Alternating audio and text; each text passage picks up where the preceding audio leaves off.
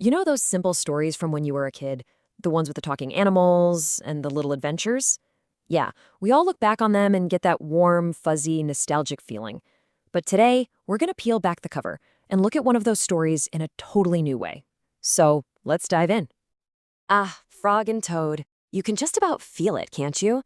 The nice weather, the chirping birds. It's so comforting, so charming, and it feels incredibly simple. I mean, two best friends, a new season starting. What could be more basic than that? But what if that simplicity is really just a disguise? What if hiding right under that charming surface, there's this powerful, complex engine?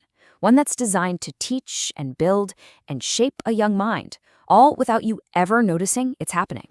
Well, that's exactly what's going on. Because behind every one of these simple-seeming stories, there's a hidden blueprint, a deliberate, complex, and honestly, an incredibly thoughtful plan that turns regular old story time into a powerhouse for learning. So, here's the core idea. These stories aren't just stories, they're tools. And that secret blueprint they're built on, it's a lesson plan.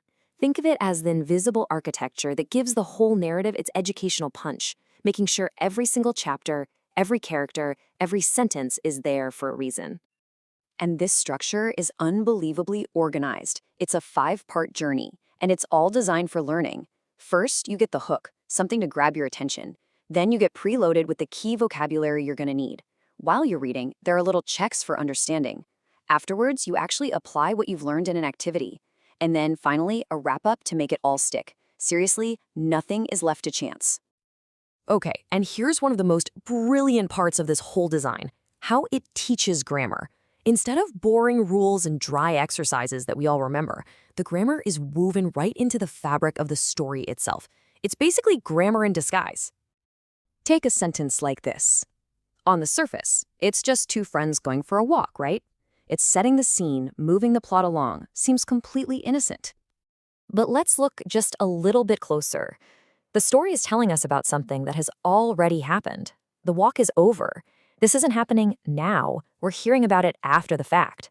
And that little bit of context, that's the key to everything. And just like that, you see how the simple past tense gets taught. By consistently reading verbs like went, looked, and found to talk about things that are already done, a young reader just intuitively gets the rule. They don't have to memorize a chart. The story is the lesson. It's genius. And you see the same technique get even more advanced. In the book Eerie Elementary, there's this spooky, gooey locker. But it's not just a creepy plot device. It's a tool for teaching prepositions. The goo is in the locker, dripping from the hole. The boys have to crawl through the vent. The physical description of the scene is what seamlessly teaches the grammar. Now, this isn't just about one little lesson in a single book. When you zoom out, what you start to see is a very carefully sequenced journey. It's like a hidden curriculum that gets more and more complex as you go.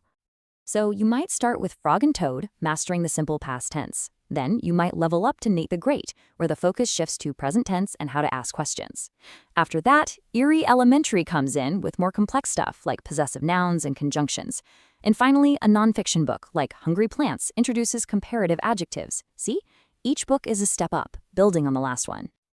And all of this brings us to the ultimate goal, which, by the way, is not just about understanding what you read. It's about taking the learner from being a passive consumer of information to an active creator of it. And this is where the design is just, wow. It's one thing to read that a character named Lucy disappeared at her locker. Okay, fine. But it is a completely different thing to be asked to create a missing poster for her. Because to do that, a student has to actively use those prepositions they just learned. Lucy was last seen at her locker, in the hallway. They have to actually apply the knowledge. These kinds of creative tasks are just so powerful. They force a student to take these abstract rules and put them to work in a new, practical context. They have to think critically, moving beyond just getting the story to actually using its language to create something new for a specific purpose. So when you put all of these pieces together, you've got the hidden blueprint, the grammar in disguise, that careful progression, and the huge focus on creation, you finally start to see what the real lesson is. And it's this. The best, most effective teaching isn't about shouting facts from the rooftops. It's a quiet, brilliant act of invisible design.